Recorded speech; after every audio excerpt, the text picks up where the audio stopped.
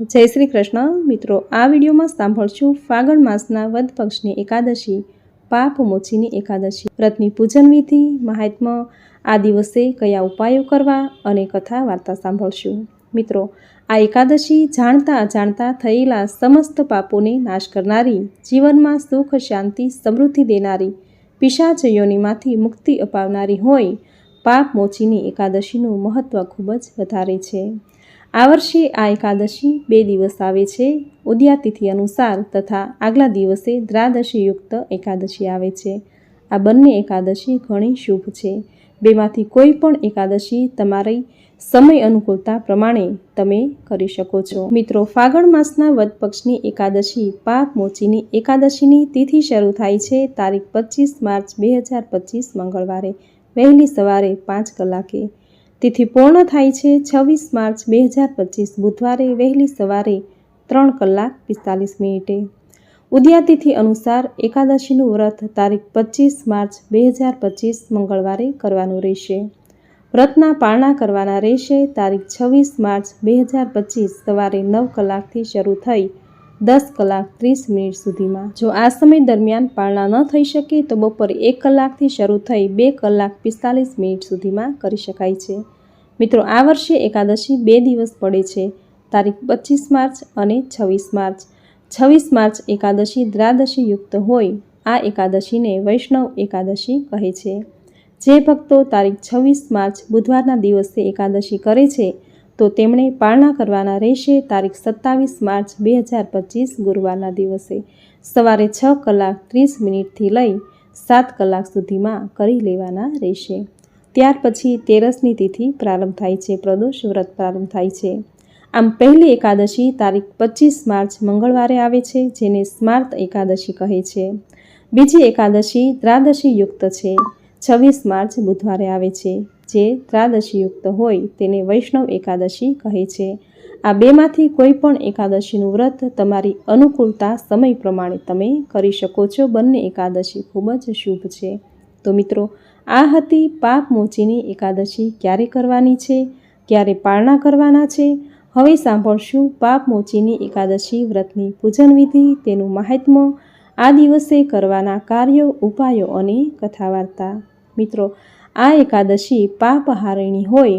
પૂરી શ્રદ્ધાથી આ એકાદશીનું વ્રત કરવાથી વ્યક્તિ જાણતા અજાણતા થયેલા દરેક પાપમાંથી મુક્ત થાય છે।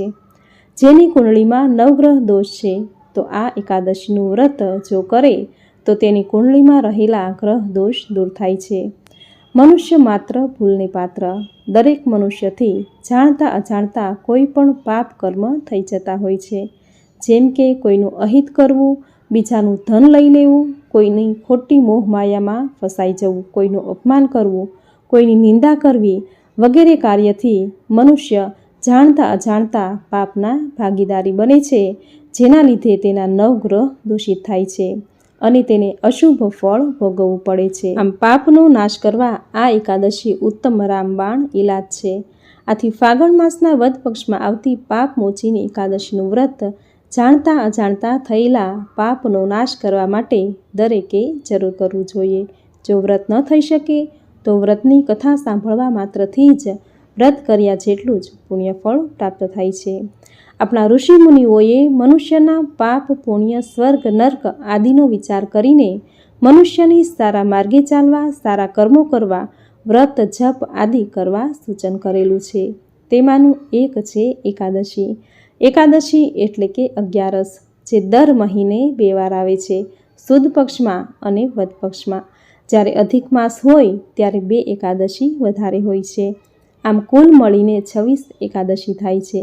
આ દરેક એકાદશીનું પોતાનું આગવું મહત્વ છે, પરંતુ ફાગણ માસના વદ પક્ષમાં આવતી પાપ મોચીની એકાદશી પાપનો નાશ કરી પુણ્ય આપનારી, ગ્રહદોષ બાધા દૂર કરનાર, પિશાચ યોનિમાંથી મુક્તિ અપાવનારી હોવાથી આ એકાદશીનું વ્રત દરેકે પૂરી શ્રદ્ધાથી જરૂર કરવું જોઈએ। એકાદશીની તિથિ એ પાપનો નાશ કરી પુણ્ય આપનારી મહાપાપહારીની તિથિ છે। આથી આ તિથિના દિવસે શ્રી હરિ વિષ્ણુ, માતા લક્ષ્મી સાથે પૂજા કરવી, મંત્ર જપ કરવા, સ્તુતિ કરવી, આ દિવસે યથાશક્તિ દાન દક્ષિણા આપવી, ગાયને લીલો ઘાસચારો અથવા તો ઘરની બનાવેલી રોટલી ખવડાવવી, કૂતરાને ઘરની બનાવેલી રોટલી ખવડાવવી, કીડીને કીડિયારું પૂરવું, પક્ષીને દાણા ચણ નાખવા, જરૂરિયાતમંદને જરૂરી ચીજ વસ્તુ અર્પણ કરવી. આ દરેક કાર્યો એકાદશીના દિવસે જરૂર કરવા. જો બની શકે તો એકાદશીના દિવસે ઉપવાસ કરવો, અન્ન ગ્રહણ ન કરવું. કારણ કે શાસ્ત્રોમાં કહ્યું છે કે પૃથ્વી પરના દરેક પાપ એકાદશીના દિવસે અન્નમાં આવીને વસે છે. પરંતુ જે વ્યક્તિ બીમાર છે, વૃદ્ધ છે, બાળક છે અથવા તો સગર્ભા સ્ત્રી છે જે ઉપવાસ કરી શકવાને સમર્થ નથી, તો તેમણે શુદ્ધ અને સાત્વિક આહાર લઈ એક સમય ભોજન કરીને એકાદશી કરી શકે છે. આ દિવસે શ્રીમદ ભાગવદ્ ગીતાના પાઠ કરવા, લક્ષ્મી સ્તોત્ર, કનકધારા સ્તોત્ર વગેરેના પાઠ કરવાથી જાણતા અજાણતા થયેલા પાપનો નાશ થાય છે અને પુણ્યની પ્રાપ્તિ થાય છે. આથી એકાદશીના દિવસે પ્રાતઃકાળે વહેલા ઉઠવું, સ્નાન કાર્યથી પરવારી પવિત્ર વસ્ત્રો ધારણ કરવા, ભગવાન સૂર્યનારાયણને જળનું અધર્ય આપવું, ઘરના ઉંબરાનું પૂજન કરવું, તુલસી ક્યારે જળ સિંચવું, ભગવાન શ્રી હરિ વિષ્ણુની મૂર્તિને શુદ્ધ જળ, પંચામૃત, ગંગાજળથી સ્નાન કરાવવું. જો મૂર્તિ ન હોય તો ઘરમાં રહેલી ભગવાન શ્રી હરિ વિષ્ણુના કોઈ પણ અવતાર જેમ કે ભગવાન શ્રી કૃષ્ણ કે બાળ ગોપાળની મૂર્તિ કે ફોટાની પૂજા કરવી. પૂજામાં ધૂપ, દીપ, પીળા પુષ્પ, ચંદન, તુલસી, લવિંગથી પૂજા કરવી. દૂધ, દહીં, મિશ્રી, માખણ કે કોઈ પણ મીઠાઈ ધરાવવી. આરતી સ્તુતિ કરવી. આ દિવસે શ્રીમદ ભાગવદ્ ગીતા, લક્ષ્મી સ્તોત્ર, કનકધારા સ્તોત્ર આદિના પાઠ કરવા. પૂજા સમાપ્ત થયે ઓમ રીમ શ્રીમ લક્ષ્મી વાસુદેવાય નમઃ આ મંત્રનો જપ કરવો. આ રીતે પૂરી શ્રદ્ધાથી એકાદશીનું વ્રત કરી વ્રતની કથા સાંભળવી, જે સાંભળવા માત્રથી જ એકાદશી કર્યાનું ફળ અનેક ગણું વધી જશે. જો એકાદશી ન થઈ શકે તો એકાદશી કર્યા જેટલું જ પુણ્ય ફળ પ્રાપ્ત થશે. તો મિત્રો, આ હતું પાપ મોચીની એકાદશીનું મહાત્મ્ય, પૂજન વિધિ અને હવે સાંભળશું એકાદશીની કથા. બોલો ભગવાન શ્રી હરિ વિષ્ણુની જય. યુધિષ્ઠરે ભગવાન શ્રી કૃષ્ણને કહ્યું, હે કૃષ્ણ, ફાગણ મહિનાના શુક્લ પક્ષમાં જે આમલકી નામની એકાદશી આવે છે તેની કથા તો મેં સાંભળી. હવે ફાગણ મહિનાના કૃષ્ણ પક્ષમાં કયા નામની એકાદશી આવે છે તે પણ તમે મને કહો. ત્યારે ભગવાન શ્રી કૃષ્ણે કહ્યું, હે રાજેન્દ્ર, સાંભળો. હવે હું તમને આ વિશે પાપનો નાશ કરનાર એકાદશીનું આખ્યાન કહું છું, જે રાજા માધાંતના પૂછવાથી મહર્ષિ લોમશે એને સંભળાવ્યું હતું. માધાંતાએ મહર્ષિ લોમેશને પૂછ્યું, હે મહાત્મા, ફાગણ મહિનાના કૃષ્ણ પક્ષની એકાદશીનું નામ શું છે? એની વિધિ શું છે? એ કરવાથી કયા ફળની પ્રાપ્તિ થાય છે? કૃપા કરીને આ બધું જ મને કહો. મહર્ષિ લોમશે કહ્યું, હે નૃપ શ્રેષ્ઠ, આ એકાદશીને પાપ મોચીની એકાદશી કહે છે. આ એકાદશીને પિશાચપણું છોડાવનારી પણ કહી છે. આ એકાદશી મનુષ્યની સર્વ ઈચ્છાઓ પૂર્ણ કરનારી તેમજ સિદ્ધિ આપવાવાળી છે. પાપ મોચીની એકાદશીનું વ્રત કરવાથી ધર્મ, અર્થ, કામ અને મોક્ષ આ બધા જ શુભ ફળો વ્રત કરનારને પ્રાપ્ત થાય છે, તેમાં સંશય નથી. હવે આપ એની કથા સાંભળો. એક વખત ચૈત્રરથ નામના વનમાં જ્યારે વસંત આવી ત્યારે એ વનની પ્રકૃતિ વનરાજી અને પુષ્પલતાઓ સંપૂર્ણપણે ખીલી ઉઠી અને આખાય વનને સુગંધિત કરી મૂક્યું. એ વખતે ગાંધર્વોની કન્યાઓ, કિન્નરો વગેરે પોતપોતાના વાજિંત્રો લઈને ત્યાં વિહાર કરવા આવ્યા હતા. અનેક અપ્સરાઓ પણ એ વનમાં વિહાર કરવા માટે આવી હતી, કારણ કે ચૈત્રરથ જેવું શ્રેષ્ઠ અને સુખદાયી બીજું કોઈ પણ વન ત્યાં ન હતું. તેથી ઋષિમુનિઓ પણ એ વનમાં આશ્રમો બાંધીને રહેતા હતા અને તપસ્યા કરતા હતા. આ વનમાં મેઘાવી નામના ઋષિ પણ રહેતા હતા અને બ્રહ્મચર્યનું પાલન કરતા. અનેક અપ્સરાઓ એ મેઘાવી ઋષિનું બ્રહ્મચર્ય તોડવા માટે અનેક પ્રયત્નો કરતી, પરંતુ મેઘાવી ઋષિ હજુ સુધી બ્રહ્મચર્ય ભ્રષ્ટ થયા ન હતા. વિહાર કરવા આવેલી અપ્સરાઓમાં મંજુઘોષા નામની એક અતિ સ્વરૂપવાન અપ્સરા પણ હતી. એ મુનિને મોહ પમાડવા માટે હાવભાવ કર્યા કરતી, પરંતુ એ અપ્સરા એ મેઘાવી ઋષિના શાપના ભયથી ડરતી હતી, એટલે એના આશ્રમથી થોડેક દૂર ઊભા રહીને જ એ મધુર ગીતો ગાયા કરતી અને વીણા વગાડતી. એ કોઈ કામદેવ પોતે પણ પોતાનો વિજય થાય એમ ઈચ્છતો હોય એ મેઘાવી ઋષિને મોહ પમાડવા માટે એ મંજુઘોષાના શરીરમાં પ્રવેશી ગયો. જેવો એ મંજુઘોષાના શરીરમાં પ્રવેશ્યો કે તરત જ એ અતિ સ્વરૂપવાન મંજુઘોષાના દરેક અંગો કામમય બની ગયા. એનું સૌંદર્ય અનેક ગણું વધી ગયું.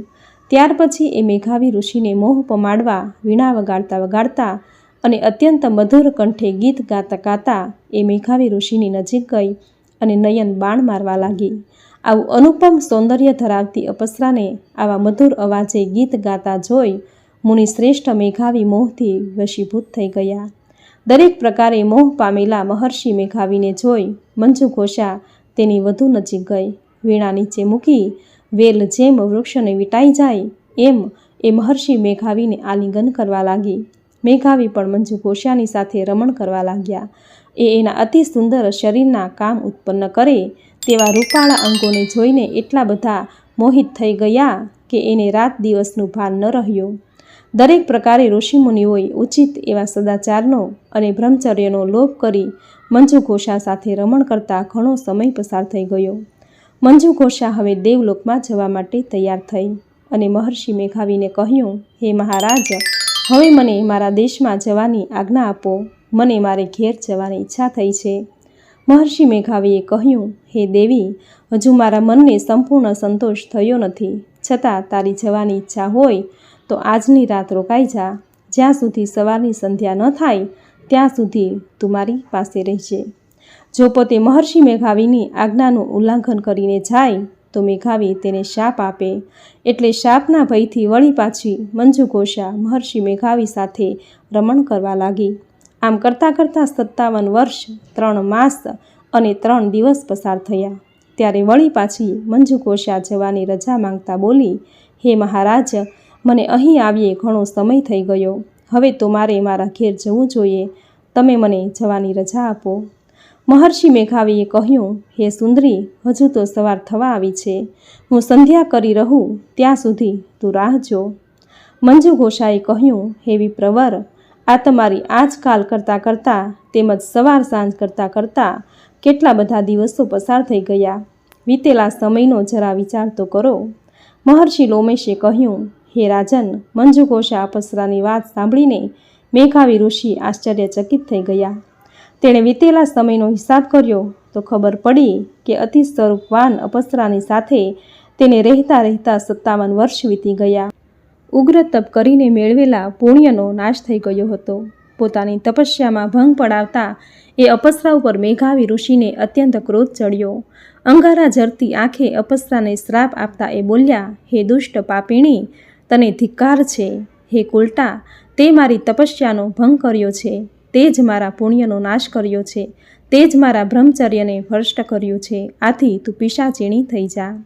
મહર્ષિ મેઘાવીના શાપથી વ્યતીત થઈને નતમસ્તકે પ્રણામ કરતા મંજુઘોષા વિનયપૂર્વક બોલી, હે મહારાજ, મારા શાપનું નિવારણ કરો.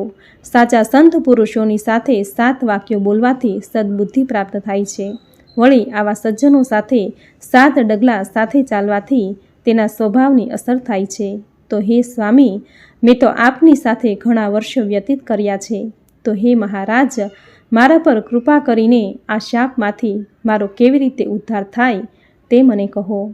મહર્ષિ મેઘાવીએ કહ્યું, તારી સાથેના સહવાસથી મારા સંચિત પુણ્યનો નાશ થયો છે. મારી તપસ્યા ભંગ થઈ છે. તેમજ મારું બ્રહ્મચર્ય ભ્રષ્ટ થયું છે. છતાં તારા પર કૃપા કરીને જણાવું છું કે આનો એક ઉપાય છે, પરંતુ એ તું કરી શકીશ નહીં એ વિશે મને શંકા છે. તુરંત જ મંજુઘોષા બોલી, હે સ્વામી, આપ જલ્દી મને એ ઉપાય જણાવો. ગમે તેવો અઘરો હશે તો પણ એ ઉપાય હું અવશ્ય કરીશ.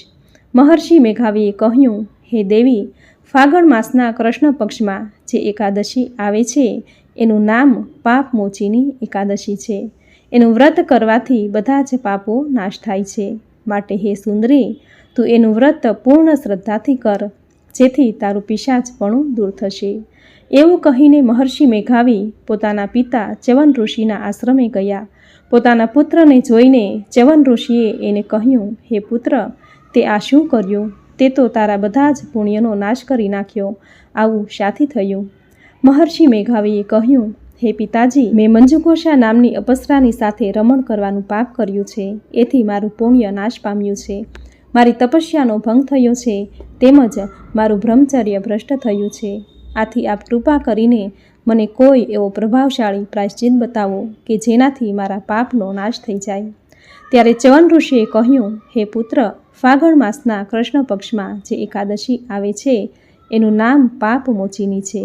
આ એકાદશીનું વ્રત કરવાથી પિશાચપણું દૂર થાય છે તેમજ સર્વ પ્રકારના પાપોનો નાશ થાય છે. તેથી તું પણ એ પાપમોચીની એકાદશીનું વ્રત પૂરી શ્રદ્ધાથી કર, જેથી તારા બધા જ પાપોનો નાશ થઈ જશે.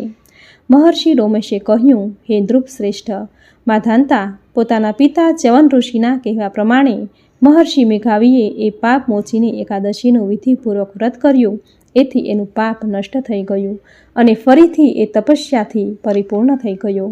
આ બાજુ અપસરા મંજુ કોશાએ પણ આ પાપમોચીની એકાદશીના ઉત્તમ વ્રતનું પાલન કર્યું. આથી એ પિશાચ યોનિમાંથી મુક્ત થઈ અને દિવ્ય રૂપ ધારણ કરી શ્રેષ્ઠ અપસરા બની અને સ્વર્ગમાં ગઈ. ભગવાન શ્રી કૃષ્ણે કહ્યું, હે યુધિષ્ઠર, જે મનુષ્ય આ પાપમોચીની એકાદશીનું વ્રત કરે છે એના સર્વે પાપો નષ્ટ થાય છે. વળી આ એકાદશીના મહાત્મ્યનો પાઠ કરવાથી કે સાંભળવા માત્રથી જ 1000 ગાયોના દાનનું ફળ મળે છે.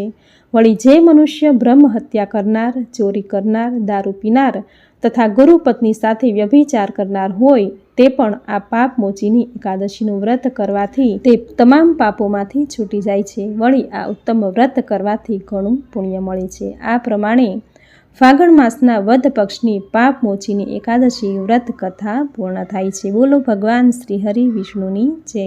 બોલો માતા લક્ષ્મીની જય. તો મિત્રો, આ હતી પાપમોચીની એકાદશી વ્રતની વિધિ, તેનું મહાત્મ્ય અને કથા. જે કોઈ મનુષ્ય આ એકાદશીનું વ્રત, પૂજન કે ઉપવાસ કરે છે તેના સમસ્ત પાપો નાશ થાય છે. તેને સુખ, શાંતિ, સૌભાગ્ય, યશ, કીર્તિ, આયુષ્ય, આરોગ્ય, લક્ષ્મી અને સંતાનની પ્રાપ્તિ થાય છે. જે વ્યક્તિ એકાદશીનું વ્રત કરવા સમર્થ નથી તો તેમણે આ એકાદશી મહાત્મ્યની કથા સાંભળવા માત્રથી જ એકાદશી કર્યાનું પુણ્ય ફળ પ્રાપ્ત થાય છે.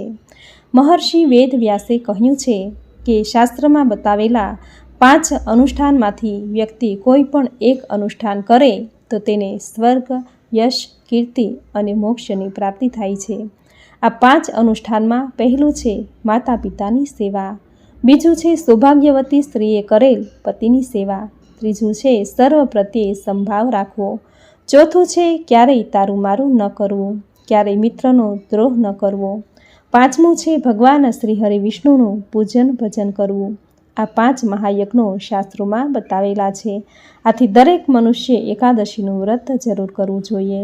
એકાદશીની તિથિ ભગવાન શ્રી હરિ વિષ્ણુની અત્યંત પ્રિય તિથિ હોય એકાદશીનું વ્રત ખૂબ જ ફળદાયી છે.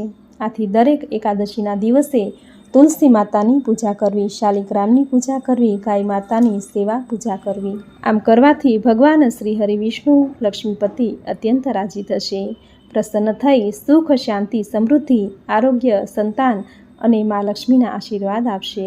તો મિત્રો, આ હતી પાપમોચીની એકાદશી વ્રતની વિધિ, તેનું મહાત્મ્ય અને કથા, જે તમે પૂરી શ્રદ્ધાથી અંત સુધી સાંભળી. જે સાંભળવી તમને જરૂર ગમી હશે, સાંભળ્યાનું પુણ્ય ફળ તમને જરૂર પ્રાપ્ત થશે. તો વિડીયોને લાઇક કરી કોમેન્ટમાં જય શ્રી હરિ વિષ્ણુ, જય માતા લક્ષ્મી જરૂર લખજો.